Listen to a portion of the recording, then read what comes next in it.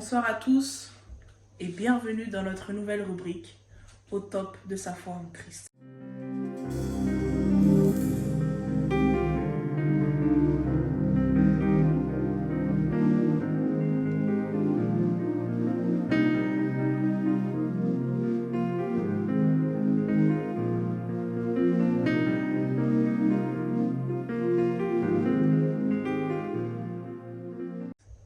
La Bible nous parle d'une femme qu'on appelle la femme à la perte de sang.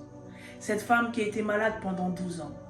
La Bible dit qu'elle a pris toutes ses économies pour pouvoir se guérir, mais malheureusement, aucun médecin ne pouvait la guérir. La Bible dit qu'elle a entendu parler de Jésus.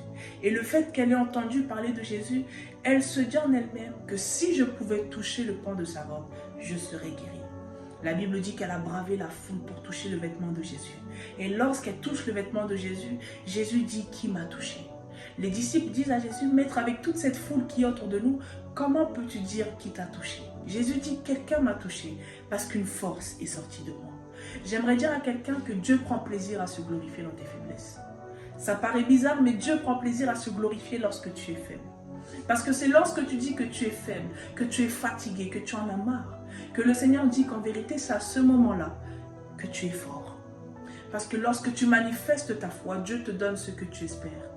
Parce que lui-même est le consommateur de ta foi.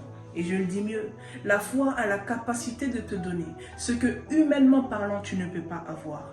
Voilà pourquoi la Bible dit que la foi est une ferme assurance des choses qu'on espère. Jésus dit, quelqu'un m'a touché parce qu'une force est sortie de moi. C'est-à-dire lorsque tu manifestes ta foi et que tu déposes ta maladie au pied de Jésus, Jésus te donne sa guérison.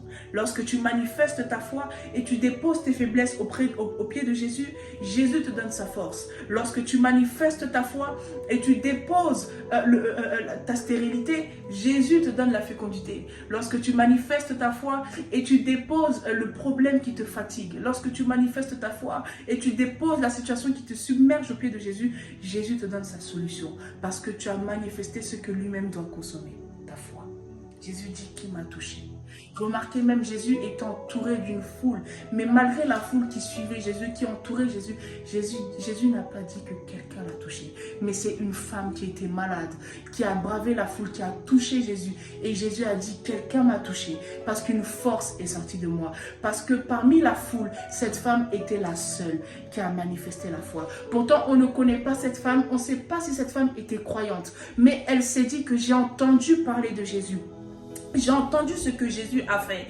Je suis malade depuis 12 ans. J'ai pris toutes mes économies. J'ai fait médecin après médecin. Aucune solution. Cet homme est ma dernière solution. Si je peux seulement toucher le pan de sa robe, je serai guéri. Et cette femme a été guérie.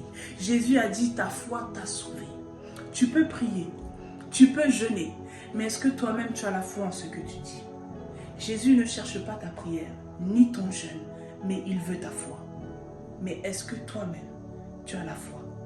Dieu ne cherche pas, mais il veut ta foi. Voilà pourquoi la Bible dit que celui qui veut s'approcher de Dieu doit premièrement croire, avoir la foi que Dieu existe. Et remarque que lorsque Jésus a vu cette femme, il n'a pas dit que c'est ta prière qui t'a sauvé. Il n'a pas dit c'est ton jeûne qui t'a sauvé. Mais il a dit ta foi t'a sauvé. Tu sais, parfois, Dieu attend que tu manifestes ta foi pour te donner ce que toi-même tu espères. Parce que lorsque Jésus reviendra, et il reviendra, la première chose qu'il trouvera, ce n'est pas si tu as manifesté l'onction, ce n'est pas si tu as prophétisé, ce n'est pas si tu as fait des miracles. Non, lorsque Jésus reviendra, est-ce qu'il trouvera la foi parmi ses enfants?